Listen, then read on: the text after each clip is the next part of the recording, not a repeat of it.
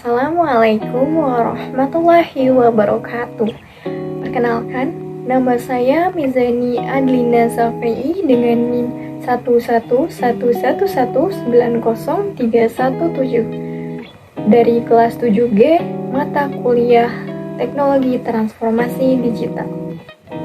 Baik teman-teman, pada kesempatan kali ini saya akan memaparkan sebuah materi mengenai pemanfaatan teknologi dalam kehidupan sehari-hari. Hadirnya teknologi informasi memiliki pengaruh besar dalam kehidupan sehari-hari manusia. Hampir dapat dipastikan setiap orang kini juga telah bergantung dengan teknologi. Setiap hari, kita memerlukan teknologi informasi untuk menjalani aktivitas sehari-hari.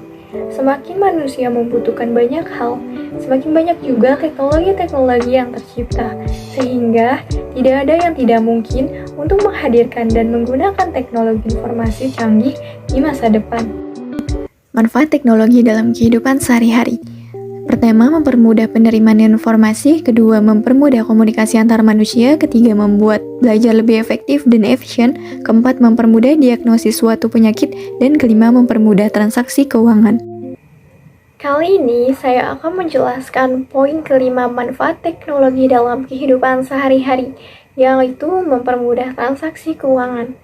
Di zaman modern, teknologi sistem pembayaran baik dari produk perbankan maupun non-perbankan semakin berkembang pesat dan menuju implementasi penuh layanan digital.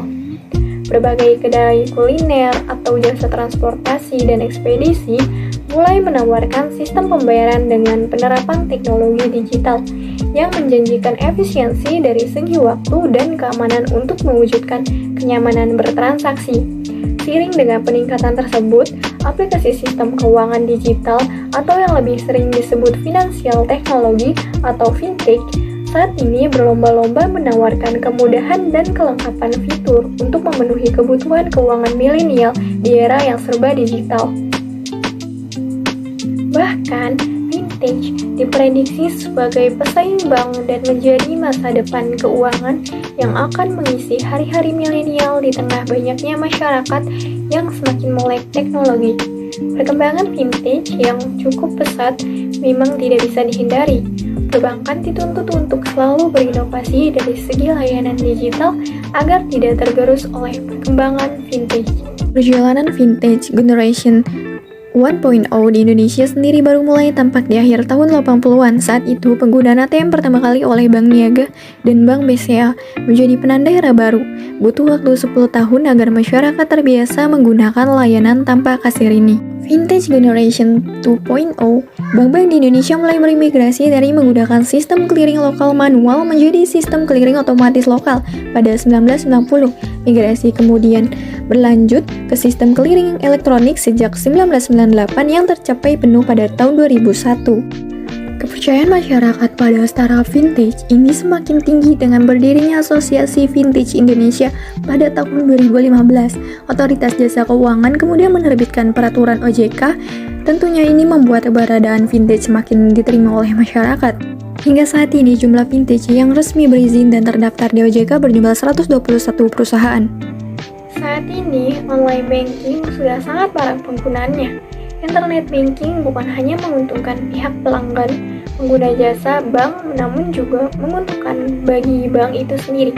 Dengan internet banking yang marak penggunaannya saat ini, sekarang nasabah bank tidak perlu untuk datang ke bank untuk mengambil tabungan, menabung, atau sekedar mengecek saldo mereka. Berbagai kemudahan yang ditawarkan online banking sekarang ini sudah dapat dimanfaatkan oleh sebagian besar nasabah. Karena saat ini teknologi informasi sudah dapat dinikmati oleh sebagian besar masyarakat, baik golongan masyarakat kelas atas hingga golongan masyarakat golongan bawah. Selain kelebihan-kelebihan di atas yang ditawarkan oleh internet banking, kelebihan lainnya yaitu misalnya mentransfer uang ke rekening lain dengan internet banking, membayar tagihan listrik, membayar tagihan air, bahkan membeli pulsa secara internet dari internet banking. Hal ini menunjukkan bahwa akselerasi perkembangan dan transformasi digital di Indonesia sudah baik.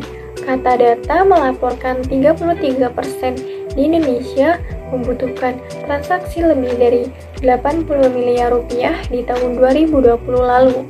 Selain itu, total transaksi seluruh vintage di Indonesia selama 2020 mencapai lebih dari 4,6 triliun rupiah.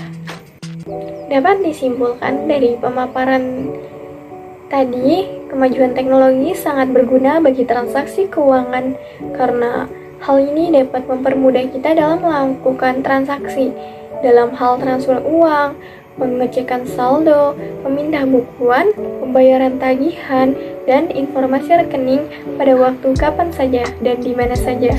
Namun, bijaklah dalam menggunakan teknologi yang bersifat elektronik, karena dalam kemajuan teknologi, sekarang sudah banyak pula para pelaku kejahatan yang merugikan beberapa konsumen. Maka dari itu, berhati-hatilah dalam hal bertransaksi uang melalui via internet. Terima kasih. Wassalamualaikum warahmatullahi wabarakatuh.